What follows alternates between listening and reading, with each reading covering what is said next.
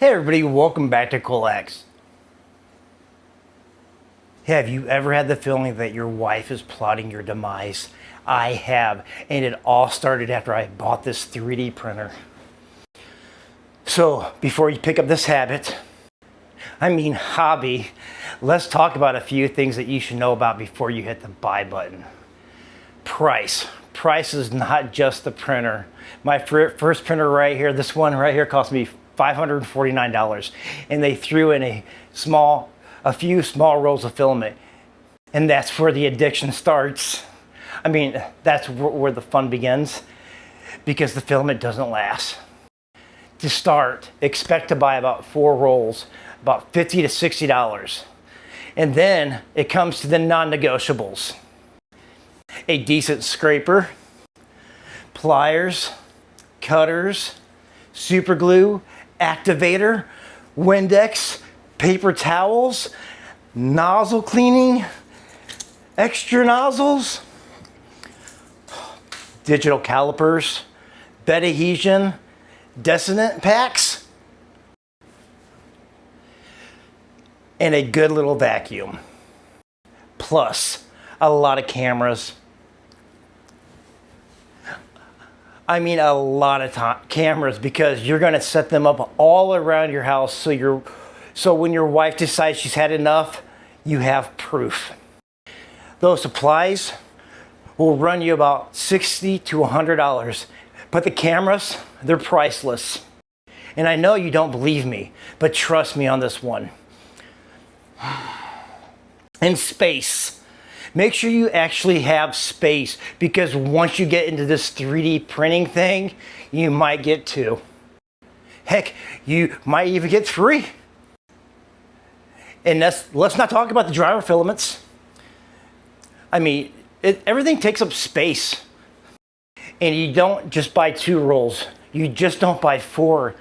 You bought 100 rolls. You have 30 that you've already used, and you have no place to put all of this stuff.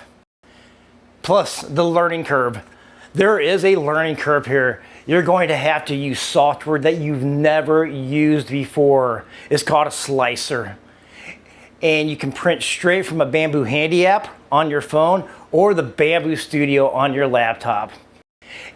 And you can do even more from your laptop than you can do with your phone.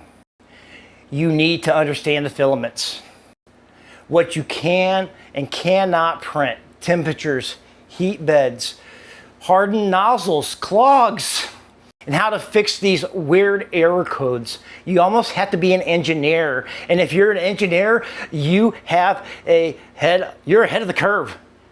But just to let you know, you are learning a whole new skill. And when you start this out, you got a little bit of waste right here in front of me. But when it first starts, you're going to go through a lot of waste. But don't be discouraged. That goes back to the learning curve we just talked about. You're going to make mistakes. You're going to make errors. And you'll figure it out as you go. But those mistakes do cost you money, time, and sometimes even repairs. Let's talk about the noise now. These things are not quiet. You can't set it up in the bedroom while you're trying to sleep. It will keep you up all night. You need to decide the space where you won't be interrupted in the house. My wife cannot stand these printers. I had to move them to my YouTube studio.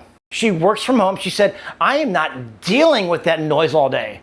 I had to move my whole studio around to accommodate them. So be warned. They might not just be welcomed in the house. A garage is a great place if it's temperature controlled. And that's where the printer can hang out right beside you. You might need marriage counseling. And let's not talk about the smell, but some people are very sensitive to smells. When I first set up mine in the house, everyone said they smelled burning plastic. I couldn't smell it, but everybody else could.